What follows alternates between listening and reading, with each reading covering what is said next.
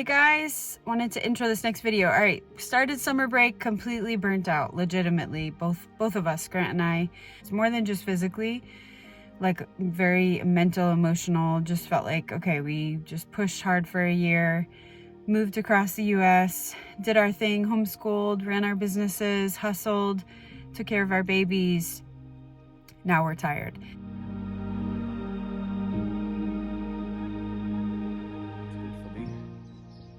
And mentally doing hard things, challenging myself to do hard things, dealing with stress. Coming out of the summer right now, we just finished our summer break with a little staycation on the west side of the island, and I was... Whatever, she's my early morning beach buddy today. You have something you want to say to the fans? Beautiful Black Rock Beach. What's the time now? Like 6 o'clock. When I get scared, Look at that. I get shy, I do this with my tongue. Ah.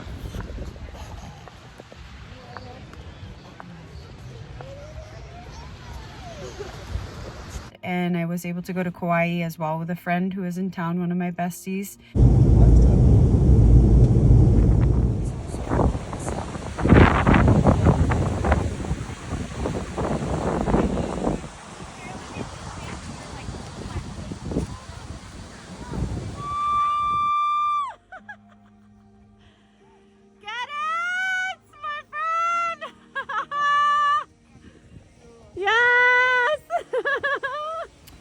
Hey friends, I'm taking a couple days to refresh with a friend and to talk about health and how we do things as a couple, as a family. It's how we've really utilized our health to help us stay strong, stay focused, stay above burnout. And I just want to share a little bit about what we've done this summer to refresh ourselves in our health and our children.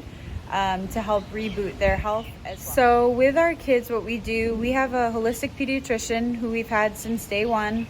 He has been beyond a gift. Ready? Okay. Hi, this is Dr. Eric Ridland with a Medical Minute for you. I've been in practice for 38 years dealing with children. The most important thing with children's health is their overall diet and environment.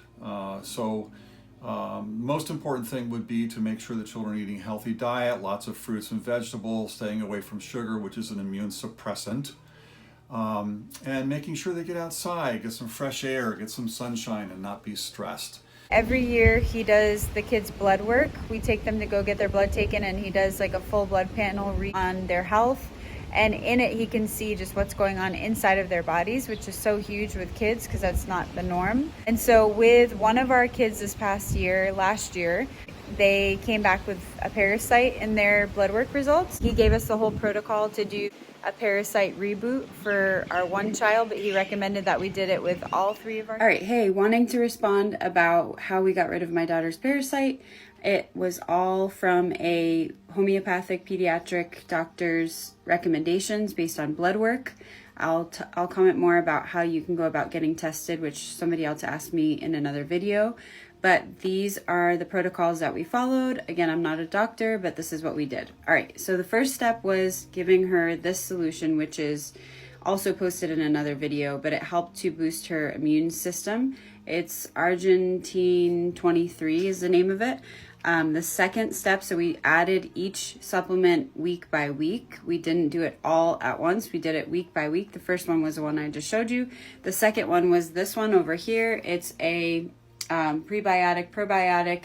It helped to just boost her gut health and just really boost her overall digestion and just help with her gut flora replenishing and just overall giving it a reboot. Again, I'll show it here. It's called Therabiotic Symbiotic. So that was the second step. The third step that we did was a interphase. It was called an interphase by Claire Labs.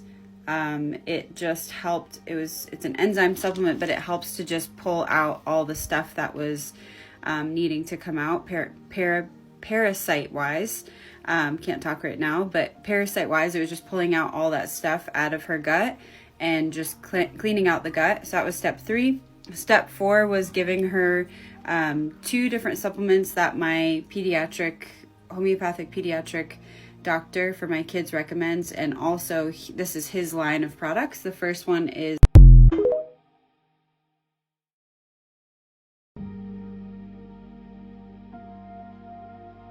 parasites typically spread, especially if they're sharing the same bath, the same clothes, or things like that. They can easily spread. Just really reset their gut. Took some supplements that help just kill off the parasites and bring down levels of candida, because that was also high in the blood work, candida yeast.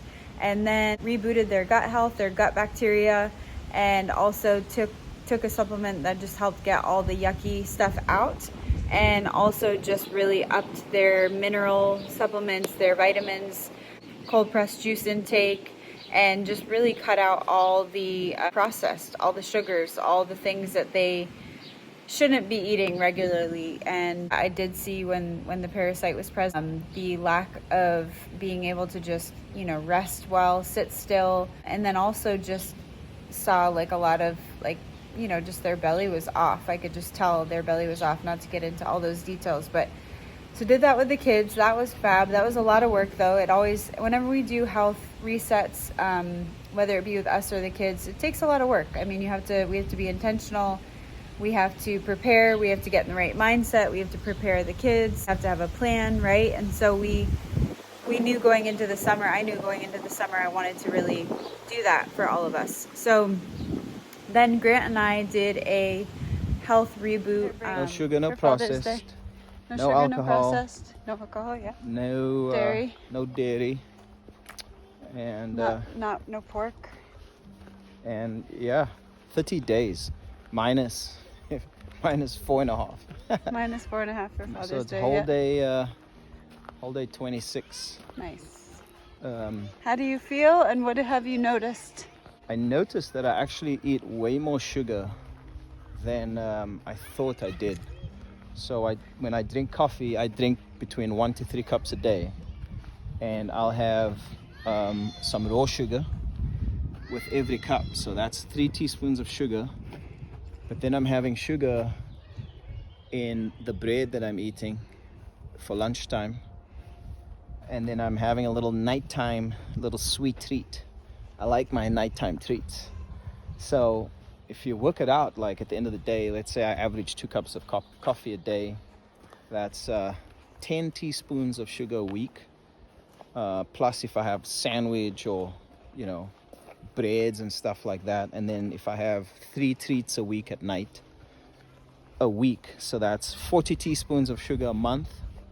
I don't know how you would measure the breads and stuff in terms of sugar, but that's a lot of sugar. And if I have myself a couple of cocktails, then that's some of that sugar too. So just a lot of sugar. And I noticed I was very hungry in the beginning, but I was eating good. I was eating good meat and veggies, but I was just ravenous. And then after the first week, that ravenous feeling just subsided, went away. And then my energy increased, lost some weight. I didn't really measure myself, but so yeah. You definitely shredded. Got a little, I have like a 4 3/4 pack. Some days it's a 5. What about the cold plunge aspect? How has that helped in the sauna and your HIIT workouts? You were doing that, but how has that been helpful for you as you've done this whole thing? I think fundamentally it just feels great knowing that I'm investing into my health. I'm investing into my body. I'm investing long term into being healthy and fit for my children. So that just overall feels great, and it's just a great way to start the day. Just raising 3 girls from the inside out and not the outside in, it's so hard. It's what do you mean by very that? Stressful.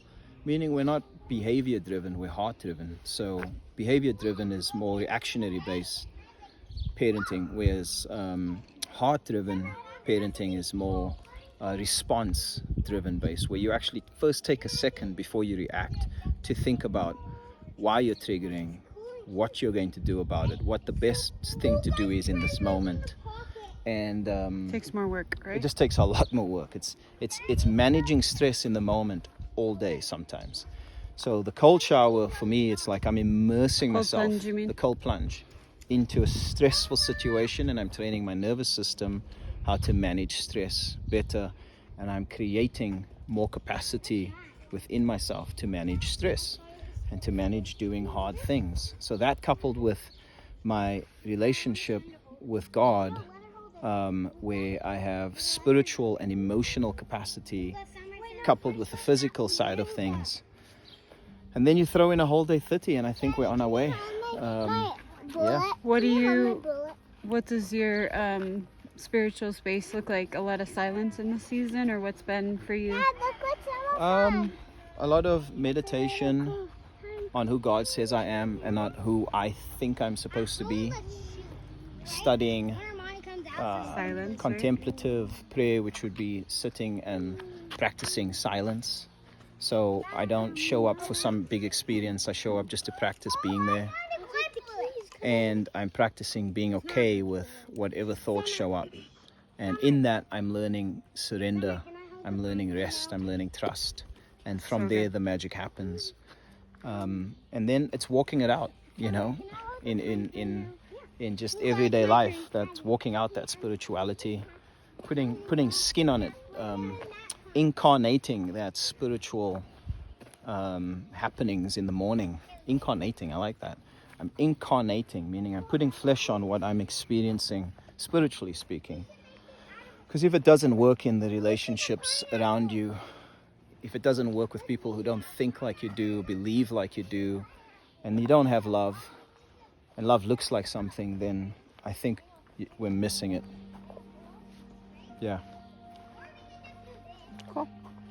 So we're just super grateful, and just many other things that we wanted to share in this video of how we have pulled back and refreshed this summer. So wanted to share a little bit of that with you guys here. A lot of that pertains to health for us. We really, not just obviously physical health, although that was huge for us this summer. We really sewed into that, did some resets. I'm about to do a liver flush this week. We do that regularly as well, and just really sewing into our health and our fitness to just keep our bodies strong and healthy. I came off of coffee, which is crazy because I was so on coffee for a bit there. I've come off of it, I've come back on it, I've come off of it, I've come back on it. I joked with a friend and said coffee definitely sponsored our move to Maui for sure, but I knew I needed to get off of it. It just was burning me out, like legitimately. So I was able to come off of coffee, switched over to matcha and some mushroom coffees, to tea, and just, oh my gosh, already like feeling so much better. Not to say coffee's bad or wrong, but just for me personally, I knew it was what I needed to do. And then just really have worked on our sleep.